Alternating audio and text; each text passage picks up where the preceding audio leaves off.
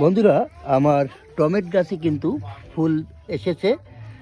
দুই একের ভিতরেই কিন্তু এখানে টমেটো ধরবে। এই যে অলরেডি টমেটো ধরেছে, আমি খেয়াল করিনি। এটা খুবই একটা মানে আনন্দের ব্যাপার, নিজের হাতে লাগানো গাছে টমেটো ধরেছে।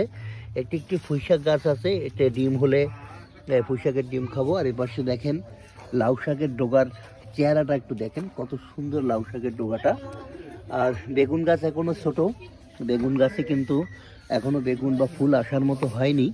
আর এপাশে কিছু শালগম বা ওলকপি লাগানোর মাঝে ছোট ছোট শাক উঠছে। আর এপাশে একটু বেশি করে লাউ শাক আছে। দেখেন লাউ শাক কত সুন্দর, এতে কোনো ধরনের কোনো সার ব্যবহার করা হয়নি। আপনারা সবাই ভালো থাকবেন, সুস্থ থাকবেন।